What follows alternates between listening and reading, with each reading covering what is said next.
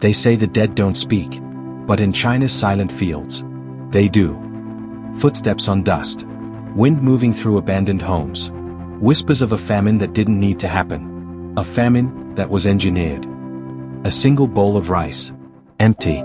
Historians call it the worst man-made disaster in history. At least 30 million dead.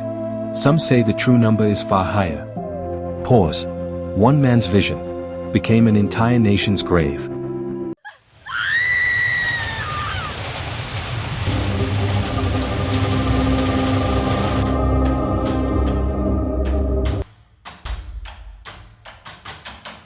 Welcome to Behind the Crime.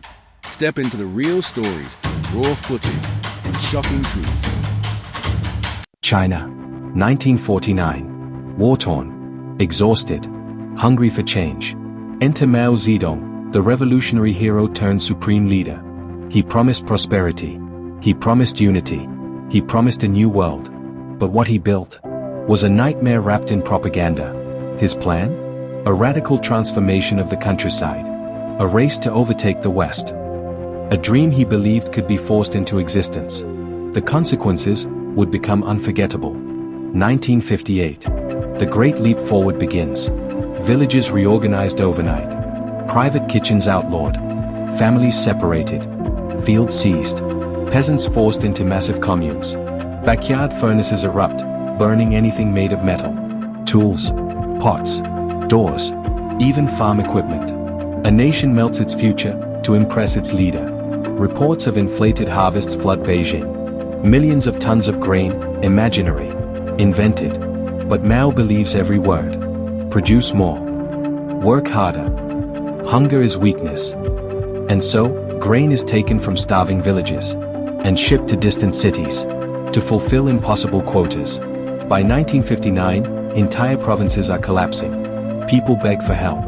Officials lie. The truth is buried beneath fear. And the bodies begin to appear. Towns empty. Fields silent. Families disappear from the census, erased by starvation. This isn't famine. It's policy. Then comes the Cultural Revolution. A second wave of terror. Students turned into Red Guards. Books burned. Teachers beaten. Neighbors denouncing neighbors. Mao doesn't just rule China. He rewires it. One purge at a time. The truth doesn't emerge through police work, because the police were part of the machine. Instead, historians fight a decades-long battle. Through classified archives, smuggled documents, and survivor testimonies whispered in fear. What they uncover chills them. A grain reports forged to please Mao. A provinces punished for telling the truth. A officials jailed or killed for reporting starvation. A secret memos admitting millions were dying. Or orders to continue grain exports despite famine. The evidence forms a single horrifying conclusion. Mao knew. He kept going anyway. But the darkest revelation? The famine wasn't an accident. It was treated as a tool. A way to destroy resistance. A way to mold society into his ideology. In 2008, declassified notes expose a chilling detail. Some leaders tried to warn Mao. He answered with a smile, and said the people simply needed more revolutionary spirit. Another memo reveals Mao's private words. Better to let half the people die, so the other half can eat their fill. Not incompetence. Not miscalculation. A choice. Today, China rarely speaks of the famine. Archives remain sealed. Numbers remain disputed.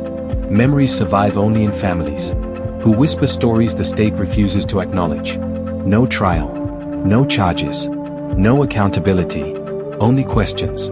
Was it ideology, obsession, cruelty, or a belief that human lives were disposable in the name of a dream?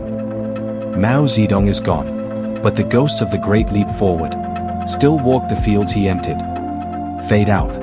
Thank you for watching this episode of Behind the Crime. We share these stories not to sensationalize, but to remember the victims, learn from the past, and raise awareness. If you found this story compelling, consider subscribing and turning on notifications. We explore real cases that deserve to be told.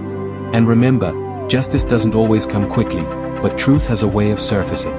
Stay safe. Stay curious. Behind the Crime.